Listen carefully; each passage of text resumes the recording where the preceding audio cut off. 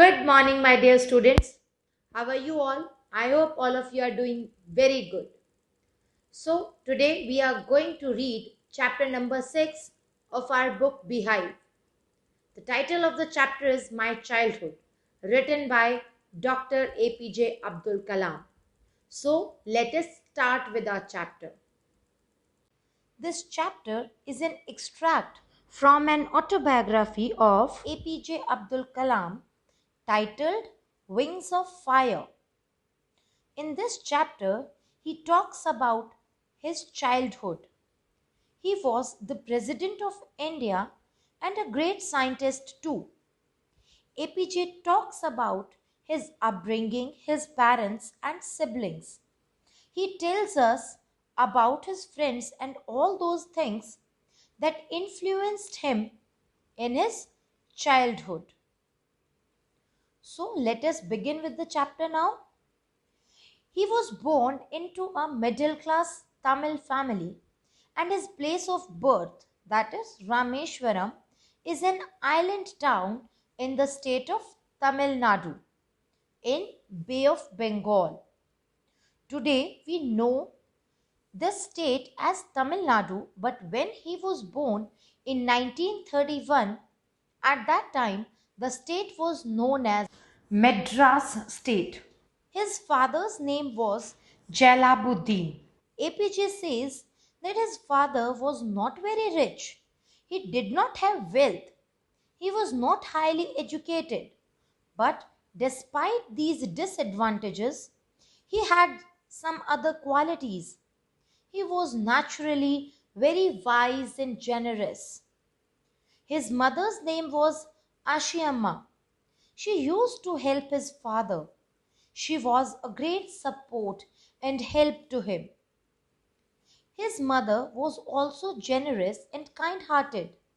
Every day she used to feed a lot of people. She fed a greater number of people from outside than the total number of members in their family. Abdul Kalam had many siblings, and he describes himself that he had short height and common looks. He did not have any exceptional looks. On the contrary, his parents were very tall and handsome. They were good looking. He did not inherit their physical qualities. Abdul Kalam's ancestral house was very old. It was built in the 19th century. It was a Pakka house which was made of bricks and limestone. It is located in the Mosque Street in Rameshwaram. His father was very simple, but he was strict also. He wanted to live his life in a simple way, and he used to teach his children not to waste money on unnecessary things. Abdul Kalam says that his father used to avoid any kind of inessential comfort and luxuries. So, APJ Abdul Kalam is very thankful to his parents for whatever they did for him. When APJ Abdul Kalam was 8 years old, then the Second World War broke in year 1939. So we can calculate that he was born in the year 1931. Suddenly, the demand for the tamarind seeds increased in the market. APJ used to collect and sell the tamarind seeds to a provision shop located on Mosque Street. He would earn a mere sum of 1 anna, which equals to 6 paise.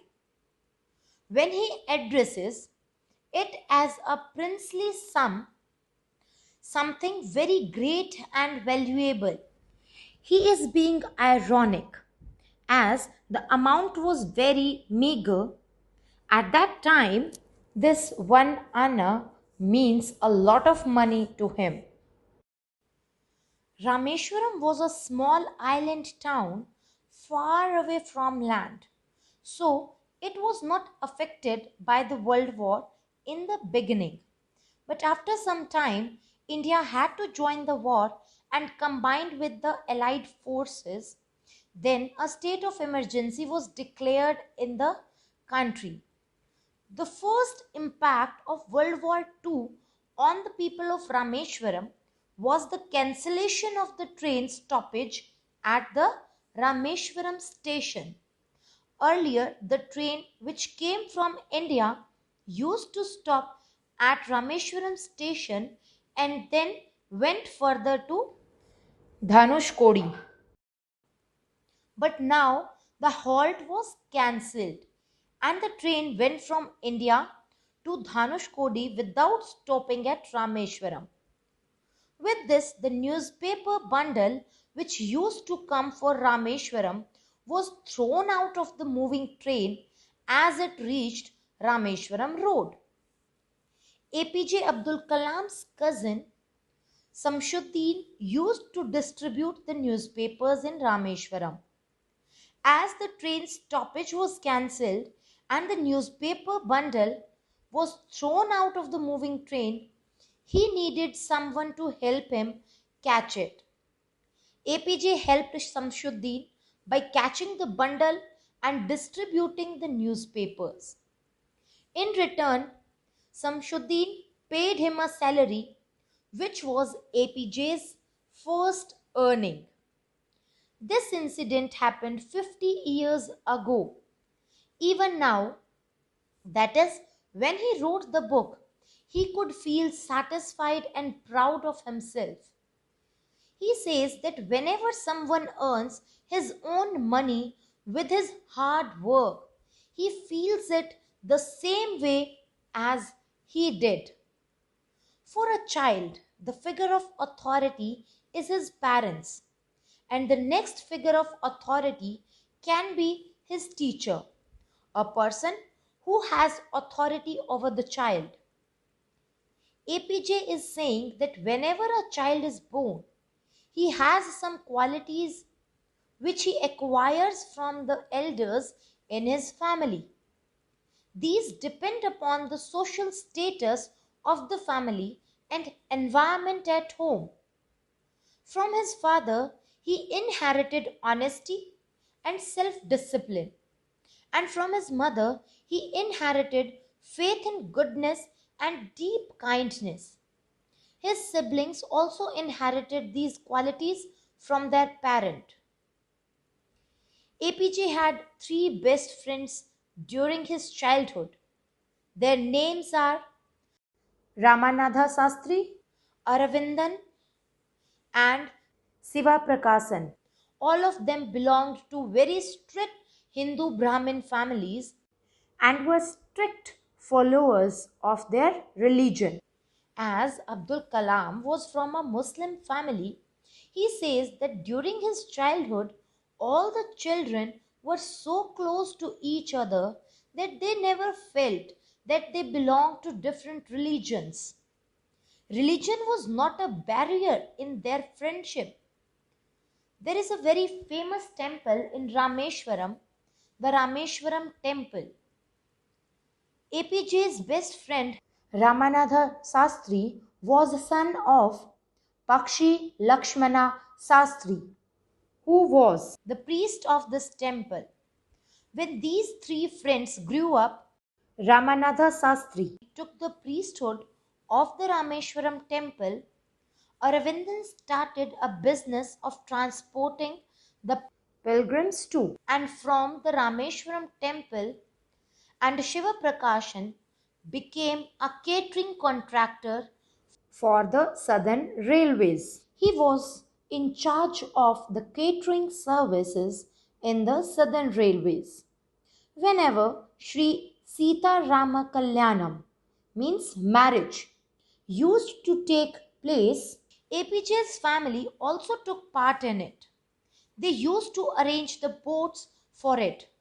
They used to make a special platform on the boats on which the statue of Ram and Sita were placed and transported from the temple to the marriage site, which was in the middle of the pond named Ramatirth.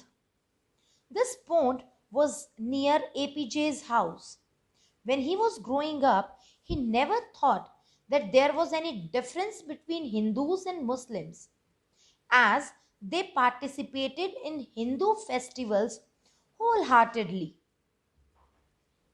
As APJ Abdul Kalam belonged to a Muslim family, he used to wear a cap on his head which identified him as a Muslim. His friend Ramanatha Sastri, who was the son of a priest of Rameshwaram temple, belonged to a Hindu Brahmin family and used to wear the sacred thread worn by Brahmins. When these children were in class 5, a new teacher came to their class.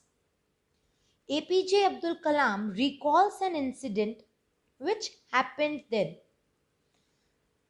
This new teacher could not tolerate that a Hindu priest's son was sitting next to a Muslim boy.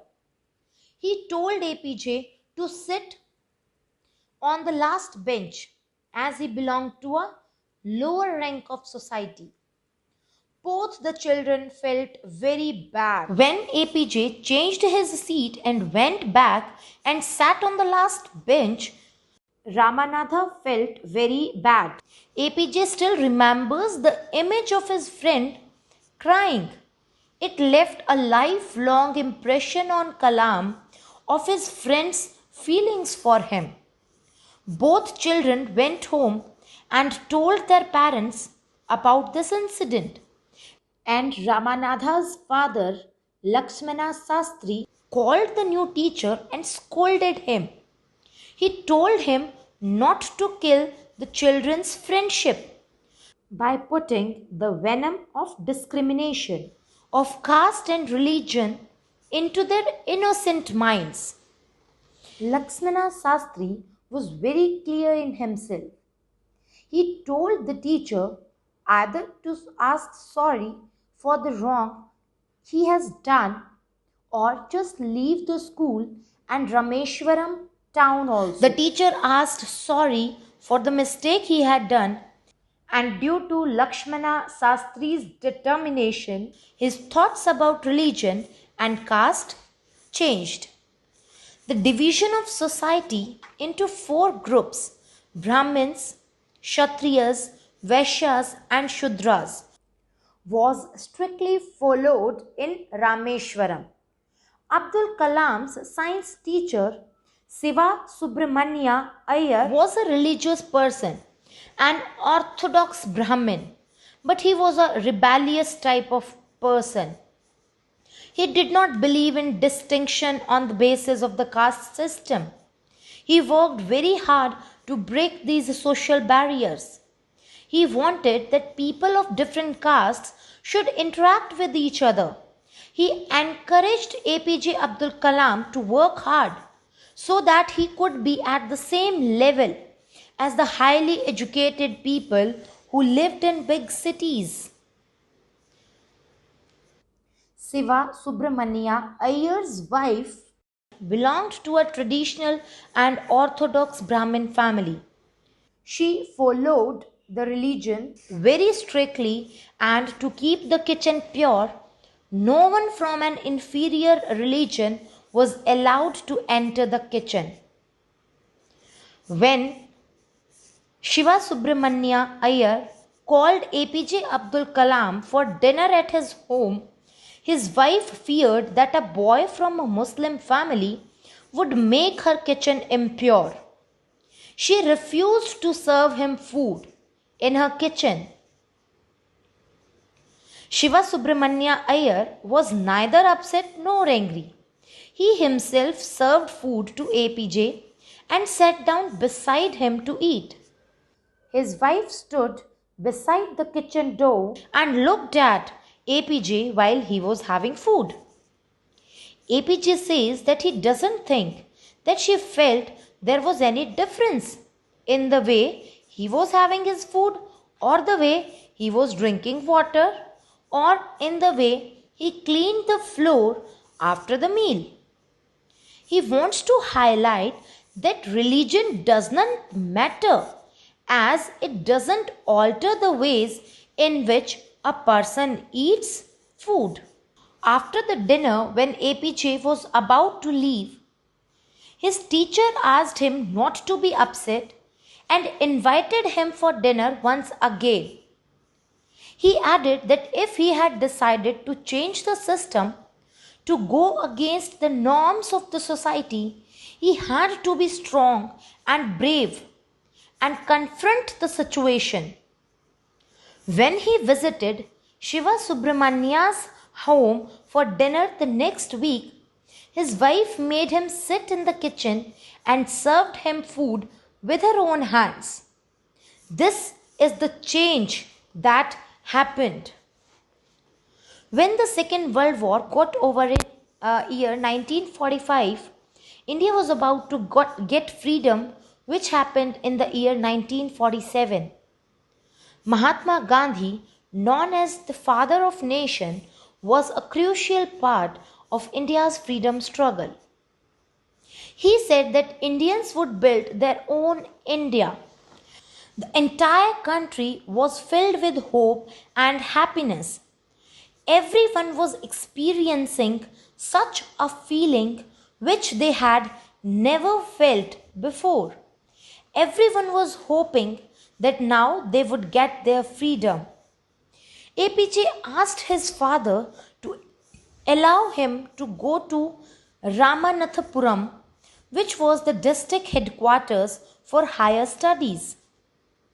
In reply, his father told him that he knew that APJ needed to go away so that he could move ahead in life.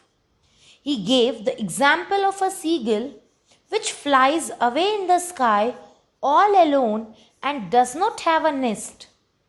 It means that it does not have a home of its own as it keeps on flying from one place to another.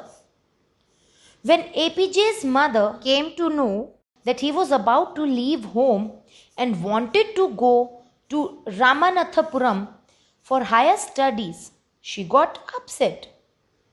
APJ's father tried to calm her down and told her a few lines from a famous poem titled Your Children, written by Khalil Gibran.